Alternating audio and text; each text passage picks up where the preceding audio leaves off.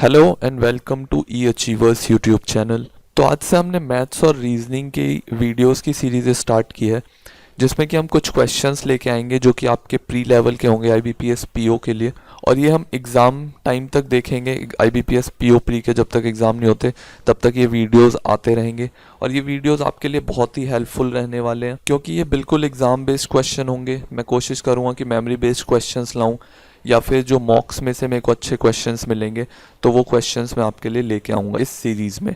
और एक और बात कि 26 को जिनका भी आईबीपीएस आरआरबी क्लर्क का एग्ज़ाम है, तो उनके लिए अगर देखें तो 4 को हो सकता है कि उनका आईबीपीएस पीओ का भी एग्ज़ाम हो जाए। ठीक है, तो उनके लिए टाइम जो है वो कम रह जाएगा। तो इसलिए आप बेस्ट ये है कि अगर आप क्लर्क का मॉक अटेम्प्ट करते हो आरआरबी क्लर्क के लिए, तो एक आईबीपीएस पीओ प्री का भी मॉक अटेम्प्ट कीजिए। ठीक है, और इसे ठीक से एनालाइज कीजिए, और ये आपके लिए बहुत हेल्पफुल रहेगा क्योंकि आप देखो 26 के बाद आप सोचोगे कि मैं पीओ प्री का प्रिपरेशन स्टार्ट करूं, तो आपके लिए थोड़ा डिफिकल्ट हो जाएगा। ठीक है, तो इसलिए आप अभी से ही स्टार्ट करो, दोनों को साथ में लेके चलो। दोनों को साथ में लेके चलना कोई बहुत बड़ी बात नहीं है, क्योंकि थोड़ा सा लेवल बस आपको इंक्रीज करना है, और देखा जाए तो प्री के लिए ही है, तो आपके लिए दोनों एग्जाम के लिए बहुत ही हेल्पफुल रहने वाला है। ठीक है, और अगर आप इन वीडियोस को भी साथ में देखते हो तो ये भी आपके लिए बहुत हेल्पफुल रहेंगी, क्योंकि मैं एग्ज़ाम बेस्ड क्वेश्चंस ही लेके आऊँगा। ठीक है, और ये मैथ्स के और रीजनिंग के दोनों के वीडियोस आएंगे इस चैनल पे। तो आज जो मैं आपके लिए क्वेश्चंस लेके आया हूँ वो डेटा इंटरप्रिटेशन के, जो कि एक केसलेट डीआई है। ठीक है, और 5 रॉन्ग नंबर सीरीज लेके आया हूँ। ठीक है, डीआई जो है केसलेट, ये 2018 आईबीपीएस पीओ में आया था, और ये जो 5 रॉन्ग नंबर सीरीज हैं ये आरआरबी ग्रेड बी में आए हुए थे। सॉरी, आरआरबी कह रहा हूँ, आरबीआई ग्रेड बी।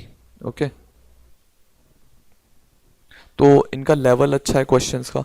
और ये वाला जो क्वेश्चन है इसमें आप देखोगे इजी क्वेश्चन है, बस एक हल्का सा ट्रिक है जो कि आपको पता होना चाहिए। कितने स्टूडेंट्स हैं जिनको नहीं पता लग पाया था क्योंकि नर्वसनेस की वजह से एग्ज़ाम में हम ध्यान नहीं दे पाते हैं। ठीक है, तो केसलेट में ऐसी चीज़ें होती हैं जो प्री में आते हैं कि आपको कुछ ऐसे पॉइंट्स होते हैं जिन पे ध्यान देना होता है। ठीक है, अगर आप उन पे ध्यान नहीं देते हो तो फिर आप उसे सॉल्व नहीं कर पाओगे।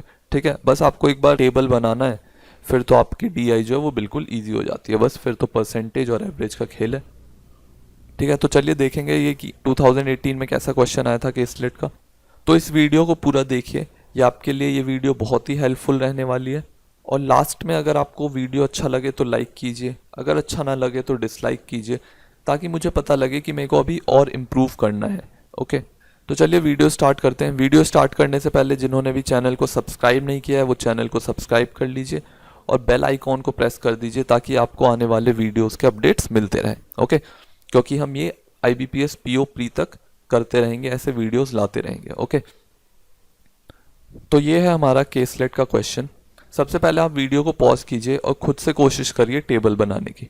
ठीक है, और देखिए कि एक जो इसमें हल्का सा ट्रिक है वो आपको समझ आता है या नहीं। बहुत ही माइनर सा है लेकिन अच्छा है। तो देखिए क्वेश्चन क्या है, there are 4 organisations 1 2 3 and 4। 4 organisation है 1 2 3 4। The total number of employees in each of the first 3 organisation is 12। और क्या बोला है, पहले 3 ऑर्गेनाइजेशन में जो टोटल एम्प्लॉयज हैं वो कितने हैं, 12। ठीक है, तो हम बना लेते हैं एक टेबल, ऑर्गेनाइजेशन 1 2 3 4। ठीक है, फिर इसमें हमें टोटल एम्प्लॉयज के बारे में बोला गया है कि पहले 3 ऑर्गेनाइजेशन में 12 हैं, तो 12 इसमें, 12 इसमें, 12 इसमें। ओके, फिर क्या बोला है, the number of males in all the organisations are same. जो नंबर ऑफ मेल्स हैं सभी ऑर्गेनाइजेशन में बोला है, यहाँ पे चारों के लिए बोला गया, 1 2 या 3 के लिए नहीं बोला गया, सभी के लिए बोला गया ना, यहाँ पे ऑल लिखा हुआ है। ठीक है, तो यानी कि मेल्स जो होंगे वो सभी ऑर्गेनाइजेशन में सेम होंगे। There are 50% females out of the total number of employees in all the organisation together.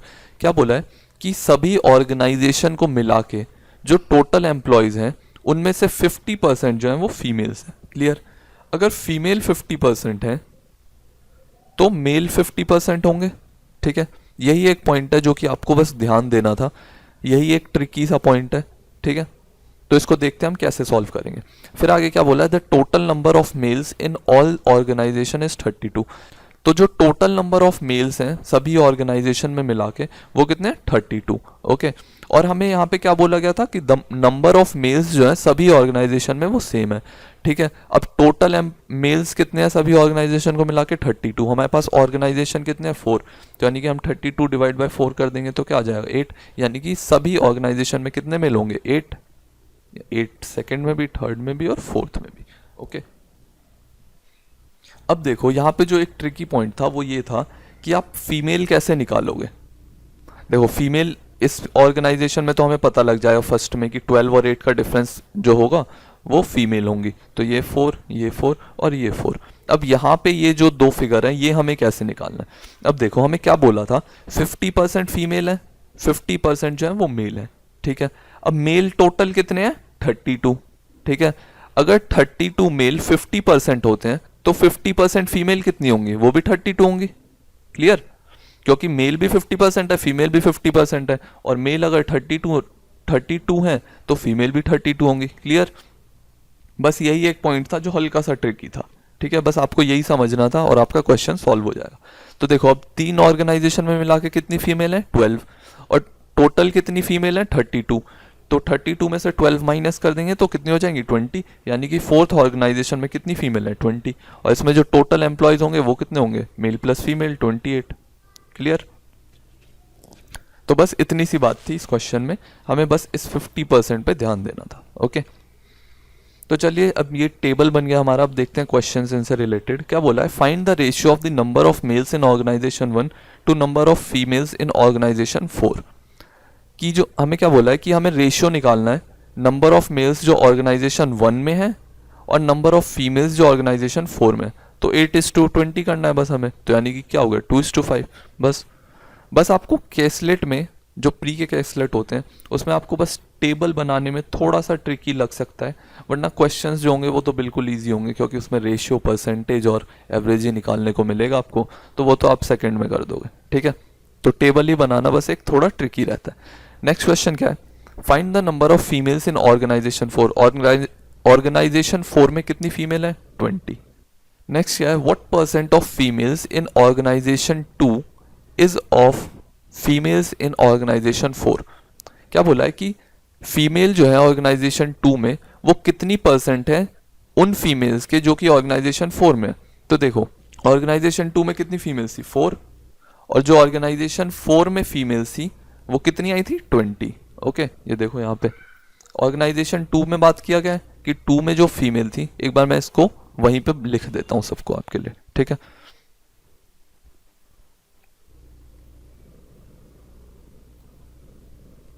Okay तो ये टेबल हमने यहाँ पे लिख लिया। ऑर्गेनाइजेशन 2 में जो फीमेल है वो कितनी परसेंट है ऑर्गेनाइजेशन 4 की फीमेल में, यही फीमेल से ये पूछा हमसे। तो ऑर्गेनाइजेशन 2 में कितनी फीमेल है 4, ऑर्गेनाइजेशन 4 में फीमेल कितनी है 20, ठीक है। तो 4/20 होगा, बस 4/20 क्या होगा 1/5, और 1/5 क्या होता है 20%, ओके। या फिर आप ऐसे इन 200 लिख के भी निकाल सकते हो, ठीक है। बस लेकिन आपको जैसे ही पता लगा कि 4/20 है यानी कि 1/5 है, और 1/5 क्या होता है 20%, ठीक है। हम इतना टाइम नहीं लेंगे कि इन 200 भी करें, ओके। नेक्स्ट क्वेश्चन क्या है, if 50% of males and females in organisation 3 are illiterates, find the literate employ in organisation 3। क्या बोला है कि 50% ऑफ मेल्स और फीमेल जो है ऑर्गेनाइजेशन 3 में वो पढ़े लिखे नहीं है, ठीक है। ऑर्गेनाइजेशन 3 में मेल और फीमेल टोटल कितने हैं 12, और हमें कितना बोला है 50%, यानी कि 6 जो है वो इलिटरेट्स हैं। Find the literate employ in organisation 3। तो हमें बोला है कि जो पढ़े लिखे एम्प्लॉयज हैं ऑर्गेनाइजेशन 3 में वो कितने होंगे, तो बचे हुए जो हैं वो लिटरेट होंगे। तो 6 थे हमारे इलिटरेट 12 में से, तो 6 क्या हो जाएंगे लिटरेट, ओके क्लियर। देखते हैं नेक्स्ट क्वेश्चन क्या बोला गया है, what percent of males in organisation 2 is more और less than the total employees in organisation 3। तो बोला गया जो ऑर्गेनाइजेशन 2 में जो मेल्स हैं वो कितने ज्यादा या कम है टोटल एम्प्लॉयज जो है ऑर्गेनाइजेशन 3 में उनसे परसेंट में, ठीक है। तो देखो मेल्स कितने हैं ऑर्गेनाइजेशन 2 में 8 है, ठीक है, और टोटल एम्प्लॉयज कितने ऑर्गेनाइजेशन 3 में 12 है। तो हमसे क्या बोला था कि ऑर्गेनाइजेशन 2 में जो मेल्स हैं वो कितने ज्यादा या कम है ऑर्गेनाइजेशन 3 से। तो कितने कम है 4 कम है, और हमें कंपेयर किससे करना है ऑर्गेनाइजेशन 3 के टोटल एम्प्लॉय से। तो उसको हम नीचे रख लेंगे यानी कि 12 नीचे हो जाएगा इनटू 100, ओके। तो यानी कि ये क्या हो गया 1/3 हो गया, और 1/3 क्या होता है 33.33%। क्लियर। तो यानी कि हमारा ऑप्शन क्या हो जाएगा सी। क्लियर। तो ये 5 क्वेश्चन थे डीआई के। तो इजी क्वेश्चन से, बट आपको थोड़ा सा दिमाग इस्तेमाल करना था केसलेट की टेबल बनाने में। ठीक है। तो ऐसे ही टाइप के क्वेश्चंस आते हैं, क्वेश्चंस तो इजी रहते हैं बट आपको केसलेट बनाने में ध्यान देना है। ओके। तो चलिए देखते हैं अब रॉन्ग नंबर सीरीज। तो आप एक बार खुद से ट्राई कीजिए इन्हें सॉल्व करने का और देखिए आप सॉल्व कर पाते हैं। तो चलिए देखते हैं पहला क्वेश्चन क्या गिवन है हमें। 4 से 15 जा रहा है, 15 से 37, 37 से 100, 100 से 224, 224 से 439 और 439 से 781। ओके। तो अब अगर हम देखें तो ऐसा लगता है डबल सा है, बट है नहीं एक्चुअली में, क्योंकि 4 से 15 जा रहा है, फिर 15 से 37। अगर ये गलत भी है, इसको हम कम कर लें तो फिर इधर तो डबल नहीं हो रहा है और ये भी डबल नहीं हो रहा है। तो हम क्या करेंगे, डिफरेंस लेके देख लेंगे बेस्ट। 4 से 15 का डिफरेंस 9, 15 से 37 का डिफरेंस 15 15 30 और 7, 15 7 क्या हो गया 22। ओके। 37 से 100 यानी कि 63, 100 से 224 यानी कि 124, 224 से 439 यानी कि 300 से 439 139, और इधर क्या बचा 76, 139 प्लस 76। ठीक है। 76 में से 1 इसको दे दो, ये क्या हो जाएगा 140, और 70 210 215। ओके। 439 से 781 क्या हो जाएगा, 500 से 781 281, 281 प्लस 61 214 342। ओके। अब देखो मैं यहाँ पे देखता हूँ 9 और 22, तो ये तो मेरे को पता नहीं लगता, लेकिन मैं इसे देखूँ 63 124 215 और 342 को जब देखता हूँ तो अगर आपको क्यूब रूट याद है तो आप ये क्वेश्चन सॉल्व कर लोगे इजिली। देखो 63 जब मैं देखता हूँ तो यानी कि 64 से एक कम है। 64 किसका क्यूब होता है 4 का, 4 का क्यूब -1। 124 देखें तो ये 5 के क्यूब -1 है, 5 का क्यूब क्या होता है 125 -1, 5 क्यूब -1 है। ये 215 6 का क्यूब क्या होता है 216 यानी कि 6 का क्यूब -1 है। 342 7 का क्यूब क्या होता है 343, तो यानी कि 7 क्यूब -1। तो यानी कि ये वाला क्या होना चाहिए था, यहाँ पे डिफरेंस जो आया है 22, ये होना चाहिए था 3 क्यूब -1। ओके। और ये जो है यहाँ पे क्या होना चाहिए था, यहाँ पे होना चाहिए था 2 क्यूब -1। क्लियर। यही होना चाहिए था। अब देखो यानी कि 3 क्यूब -1, 3 का क्यूब क्या होता है 27 -1 यानी कि ये होना चाहिए था यहाँ पे 26, और 2 क्यूब -1 यानी कि होना चाहिए था 7, यानी कि यहाँ पे डिफरेंस होना चाहिए था 7 का, और फिर यहाँ से डिफरेंस होना चाहिए था 26 का। क्लियर। तो यानी कि 4 + 7 कर देंगे हम, तो हमारा जो ये गलत नंबर है ये सही नंबर पता लग जाएगा हमें। तो यानी कि इस सीरीज में जो रॉन्ग नंबर है वो कौन सा है 15, और हमारा करेक्ट आंसर क्या हो जाएगा ऑप्शन डी। क्लियर। तो 15 के बदले क्या हो जाएगा यहाँ पे 11। ठीक है। और 11 हम लिखते हैं तो फिर 11 4 और 11 का डिफरेंस क्या हो जाएगा 7, और 11 से 37 का डिफरेंस क्या हो जाएगा 26। क्लियर। तो हमारी सीरीज सही बैठ गई। ओके।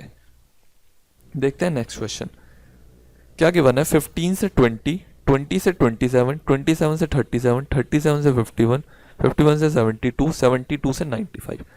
जब आप रॉन्ग नंबर सीरीज करते हो ना तो उसके लिए आपका जो सब्ट्रैक्शन और एडिशन है वो स्ट्रांग होना चाहिए। ठीक है। और अगर आप जितने ज़्यादा से ज़्यादा सॉल्व करोगे ना तो आपका इसमें भी एक प्रैक्टिस हो जाएगा, कैलकुलेशन की प्रैक्टिस हो जाएगी डिफरेंस और एडिशन की। ठीक है। तो देखो यहाँ पे हमें कुछ बढ़ता घटता एकदम तेज़ी से दिख नहीं रहा है, तो इसको हम ऐड या सब्ट्रैक्ट ही करेंगे। तो यहाँ पे देखो यहाँ पे क्या डिफरेंस है 5 का, यहाँ पे क्या डिफरेंस है 7 का, यहाँ पे क्या डिफरेंस है 10 का, यहाँ पे क्या डिफरेंस है 14 का, यहाँ पे क्या डिफरेंस है 21 का, यहाँ पे क्या डिफरेंस है 23 का। ओके। अब देखें हम तो 5 से 7 जा रहा है, 7 से 10, इधर से तो हमें पता नहीं लग रहा है, तो एक बार और डिफरेंस ले लेते हैं हम। तो यहाँ पे 5 7 का डिफरेंस क्या होगा 2, 7 10 का 3, 10 14 का 4। अब देखो 2 3 4 की सीरीज चल रही है, तो यानी कि यहाँ पे ऑब्वियसली 5 ही होना चाहिए था। ठीक है। और यहाँ पे 6, तो यहाँ पे लेकिन क्या हो रहा है 7 हो रहा है, तो 14 से 21 हो रहा है ना, तो यानी कि क्या होना चाहिए था 14 से 19 होना चाहिए था। ठीक है। लेकिन हो रहा है 21। ओके। तो यानी कि 51 में 21 ऐड नहीं होना चाहिए था, 51 में 19 ऐड होना चाहिए था। तो यानी कि हमारा गलत नंबर क्या है 72, इसके बदले क्या हो जाएगा 70। ओके। और यहाँ से देखें हम 70 से, अगर ये 70 सही नंबर है तो 70 से 95 क्या होगा 25। ठीक है। और यहाँ पे हमने क्या लिखा था कि 21 के बदले 19 होना चाहिए था, और 19 से 25 का डिफरेंस क्या होता है 6। तो यानी कि ये सीरीज हमारी सही बैठ गई 2 3 4 5 6 वाली। ओके, तो यानी कि हमारा जो गलत नंबर था इसमें वो क्या था 72। तो ऑप्शन ई हो जाएगा हमारा करेक्ट आंसर। क्लियर। तो चलिए देखते हैं नेक्स्ट क्वेश्चन क्या गिवन है। 27 से 34, 34 से 51, 51 से 75, 75 से 107, 107 से 147 और 147 से 195। तो कुछ भी जो है वो तेजी से बढ़ ही नहीं रहा और कुछ भी तेजी से घट नहीं रहा, यानी कि कुछ ऐड सब्ट्रैक्ट ही हो रहा होगा। तो हम पहले डिफरेंस ले लेते हैं। 27 से 34 यानी कि 7, 34 से 51 यानी कि 17, 51 से 75 यानी कि 24, 75 से 107 यानी कि 25 प्लस 7 32, 107 से 147 40 और 147 से 195 मीन्स 45 और 3 48। ओके, अब देखें तो इससे तो हमें कुछ पता नहीं लग रहा है, इसका भी हम डिफरेंस निकाल लेते हैं। तो देखो 7 से 17 का डिफरेंस क्या है 10, 17 और 24 का डिफरेंस क्या है 7, 24 और 32 का डिफरेंस क्या है 8, इसका डिफरेंस क्या है 8 और इसका डिफरेंस है 8। तो देखो ये जो हमने दूसरा डिफरेंस निकाला है इससे हमें क्या दिख रहा है कि 8 8 की सीरीज चलनी चाहिए थी, लेकिन यहाँ पे 10 और 7 है। ठीक है, अगर एक ही नंबर एक ही डिफरेंस गलत होता तो हम मानते कि पहला वाला गलत है। ठीक है, लेकिन यहाँ पे दो पे इफेक्ट पड़ रहा है, दो नंबर का डिफरेंस गलत आ रहा है, यानी कि ये बीच वाला गलत है। ओके, ठीक है, तो आप चाहो तो इतना भी करके बढ़ सकते हो, लेकिन मैं बता देता हूँ कि इसके यहाँ पे क्या नंबर आएगा। अब देखो 8 है यानी कि इसका डिफरेंस भी 8 ही होना चाहिए था। ठीक है, अब अगर इसका डिफरेंस 8 होना चाहिए था तो यहाँ पे 17 के बदले क्या 16 होना चाहिए था। ठीक है, अगर यहाँ पे 16 होता तो यानी कि 34 और 51 में डिफरेंस हो रहा था 17, यानी कि हम इसमें एक ऐड कर देंगे तो डिफरेंस क्या होगा 16, यानी कि ये होना चाहिए था 35। अगर ये 35 होता तो 16 का डिफरेंस होता, और फिर 27 और 35 का डिफरेंस क्या होता 27 35 का डिफरेंस 8 होता, और 8 और 16 का डिफरेंस भी 8 होता। क्लियर, फिर हमारी ये सीरीज बन गई 8 8 की। ओके, तो उम्मीद है आपको ये समझ आया होगा। तो हमारा जो इसमें रॉन्ग नंबर था वो क्या था 34 और करेक्ट आंसर है ऑप्शन ए। क्लियर, देखते हैं नेक्स्ट क्वेश्चन। क्वेश्चन 4 क्या गिवन है 10 से हो रहा है 4.5, 4.5 से 3.5, 3.5 से 5, 5 से 16, 16 से 122, 122 से 1904। अब देखो यहाँ से नंबर एकदम ही भाग गया, 16 से 122 और 122 से 1904। तो यानी कि यहाँ पे कुछ ज़रूर मल्टीप्लाई हुआ है, और ज़रूर मल्टीप्लाई हुआ है तो यहाँ पे देखो यहाँ पे आधे से कम हो रहा है। आधा क्या होता है 10 का 5। ठीक है, यानी कि क्या किया है 0.5 माइनस 0.5, तो क्या आ जाएगा 4.5। फिर क्या किया है 4.5 से 3.5 हो गया कम। ठीक है, तो यानी क्या किया होगा इंटू 1 माइनस 1, तो 3.5 आ जाएगा। 3.5 से 5 कैसे आएगा, तो इंटू 2 माइनस 2 करें तो 5 आ जाएगा। तो देखो सीरीज हमारी देख लिया आपने क्या चल रहा है 0.5 से 1, यानी कि डबल हो रहा है, इसका डबल फिर इसका डबल। अब क्या होगा इंटू 4 माइनस 4। ठीक है, तो 5 से 16 यानी कि इंटू 4 माइनस 4 हो रहा है। Okay, 20 minus 4 16। अब क्या होना चाहिए था इंटू 8 माइनस 8। ठीक है, तो देखो 16 इंटू 8 क्या होता है 128, और 128 माइनस 8 करना था, यानी कि क्या होता 120, लेकिन यहाँ पे क्या है 122, यानी कि हमारा रॉन्ग नंबर क्या है 122, तो इसके बदले होना चाहिए था यहाँ पे 120। ओके, अब इसके आगे भी देख लेते हैं। 8 से 16 होना चाहिए था इंटू 16 माइनस 16, तो यानी कि हमें क्या करना है 120 को 16 से मल्टीप्लाई करना है और 16 माइनस करना है। अब देखो 120 को हम 16 से मल्टीप्लाई कैसे करेंगे, हम पहले 12 इंटू 16 मल्टीप्लाई कर लेते हैं। अब ऐसे नंबर्स को जिनका डिफरेंस इवन हो ना, जहाँ पे डिफरेंस क्या है 4 है, इवन है, इसका हाफ कर दो आप। ठीक है, यानी कि क्या हो गया 2 हो गया। अब छोटे वाले में ऐड कर दो 2 को, या फिर बड़े वाले में से 2 माइनस कर दो, तो यहाँ से क्या आएगा 14 आएगा और यहाँ से भी 14 आएगा। तो जो नंबर आएगा उसका स्क्वायर निकाल लो। 14 का स्क्वायर क्या होता है 196। ठीक है, और जो हमने नंबर यूज किया है ऐड और सब्ट्रैक्ट करने के लिए वो क्या है 2, और 2 का स्क्वायर क्या होता है 4। तो यानी कि बस आपको 14 का स्क्वायर निकालना है, क्या हो गया 196, और 2 का स्क्वायर जो आया है 4, उसे 196 में से माइनस कर देना, यानी कि 192, और एक 0 था हमारे पास तो वो 0 लग जाएगा, और माइनस करना था हमें 16। ओके, तो ये हो गया 1904। तो यानी कि लास्ट वाला जो नंबर है वो करेक्ट है। ओके, तो उम्मीद है कि आपको ये एक छोटी सी ट्रिक भी पता लगी होगी। अगर आपको पता नहीं था तो ये आपके लिए बहुत हेल्पफुल रहेगा। आप बस दिमाग में ही कर सकते हो, आपको बस बीच का नंबर देखना है, इनके बीच का नंबर ठीक है, इनका मीन हम बोल सकते हैं कि मीन नंबर जो होगा उसको आपको उसका स्क्वायर आपको करना है, और जो डिफरेंस होगा उसको आपको जो स्क्वायर आया है आपका उससे माइनस कर देना है, बस आपका आंसर आ जाएगा। ठीक है, क्लियर? उम्मीद है आपको ये समझ आया होगा, एक छोटी सी ट्रिक थी।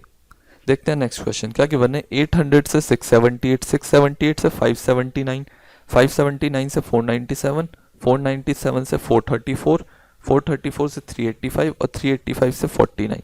अब देखो धीरे धीरे डिक्रीज हो रहा है, यानी कि इसमें तो धीरे धीरे डिक्रीज हो रहा है ना, कि ये नहीं है कि एकदम से डिक्रीज हो रहा है। अगर एकदम से कुछ डिक्रीज होगा तो यानी कि डिवाइड हो रहा है, यहाँ पे धीरे धीरे हो रहा है यानी कि डिफरेंस है। ठीक है, तो ये ऊपर वाले को इरेज कर देता हूं मैं ताकि कुछ जगह मिल जाए हमें। तो चलिए इसका डिफरेंस देख लेते हैं कि डिफरेंस क्या है। तो सबसे पहले यहाँ से देखते हैं 800 से 678 डिफरेंस, यानी कि 700 तक 100 और 22 यानी कि 122 का डिफरेंस है यहाँ पे। यहाँ से देखें तो 78 और 21 यानी कि 99 का डिफरेंस है। यहाँ से देखते हैं तो 79 प्लस 3 यानी कि 82 का डिफरेंस है। यहाँ से देखें 497 से 434 तो यानी कि 40 से 97 57 प्लस 6 यानी कि 63। यहाँ से डिफरेंस देखें तो 15 और 34 यानी कि 49। यहाँ से डिफरेंस देखें 385 से 349 तो क्या हो जाता है आपका 36। ओके, ये जो नंबर आप देख रहे हो आपको ऐसा लग रहा होगा कि ये स्क्वायर के आसपास ही नंबर है, और ये दो जो है ये स्क्वायर है, तो मेरे को लग रहा है कि इन्हीं दो में कुछ गलती है, क्योंकि देखो ये स्क्वायर से ये वाला जो है ये 11 स्क्वायर प्लस 1 हो रहा है, ये 10 स्क्वायर माइनस 1 हो रहा है, ये 9 स्क्वायर प्लस 1 हो रहा है, ये 8 स्क्वायर माइनस 1 हो रहा है, तो यानी कि ये होना चाहिए था 7 स्क्वायर प्लस 1 और ये होना चाहिए था 6 स्क्वायर माइनस 1। ठीक है, तो यानी कि ये होना चाहिए था 50 और ये होना चाहिए था 35। ओके, तो देखो तो यहाँ पे हमारे दो नंबर में गलती आ रही है, तो यानी कि ये बीच का नंबर ज़रूर गलत होगा। ठीक है, अब देखो 434 से अगर हम 50 माइनस कर सब्ट्रैक्ट करते हैं तो यानी कि क्या होना चाहिए था 384। ठीक है, तो ये हमारा जो हमारी सीरीज चल रही थी 7 स्क्वायर प्लस 1 की वो सीरीज बैठ जाती, और 384 से फिर हम 349 देखें तो क्या हो जाता, ये हो जाता 35, जो कि हमारी सीरीज बन रही थी वही वाली 6 स्क्वायर माइनस 1 की। तो हमारा जो गलत आंसर है वो क्या है, वो है 385। क्लियर, 385 के बदले क्या होना चाहिए था 384, तो ये बी ऑप्शन हो जाएगा हमारा करेक्ट। Okay, clear. तो रॉन्ग नंबर सीरीज के लिए अगर मैं कहूँ या फिर मिसिंग नंबर सीरीज के लिए, तो आपकी कैलकुलेशन क्यूब्स आपको पता होने चाहिए, स्क्वायर्स आपको पता होने चाहिए। कैलकुलेशन में आपका मल्टीप्लिकेशन, डिवीजन, एडिशन, सब्ट्रैक्शन बहुत ही स्ट्रांग रहना चाहिए ताकि आप जल्दी से जल्दी इन क्वेश्चंस को सॉल्व कर सको। ओके, और IBPS PO में मेरे को लगता है कि रॉन्ग नंबर सीरीज ही आएगा। अभी ऐसे ट्रेंड सा चल गया था कि रॉन्ग नंबर सीरीज ही आने लग गए थे, लेकिन अभी IBPS RRB PO में देखा हमने कि मिसिंग नंबर सीरीज भी आए थे। लेकिन हम कुछ कह नहीं सकते क्या होगा, रॉन्ग नंबर सीरीज से जनरली लोगों को थोड़ा डर सा लगता है, तो इसलिए कोशिश करो कि रॉन्ग नंबर सीरीज के क्वेश्चन ज़्यादा से ज़्यादा आप सॉल्व करो, ताकि इससे आपका डर भी हटे और अगर एग्ज़ाम में आए तो आपको कोई दिक्कत ना हो इससे। ओके, तो उसके लिए आप कैलकुलेशन, क्यूब्स और स्क्वायर्स पे ध्यान दीजिए, आप बहुत ही ईजिली इन्हें सॉल्व कर लोगे एग्ज़ाम में भी। ओके, तो चलिए मिलते हैं नेक्स्ट वीडियो में किसी और टॉपिक के साथ। और अगर आपको ये वीडियो अच्छा लगा हो तो इस वीडियो को लाइक कीजिए, चैनल को सब्सक्राइब कीजिए। तो मिलते हैं नेक्स्ट वीडियो में। Thank you for watching the video.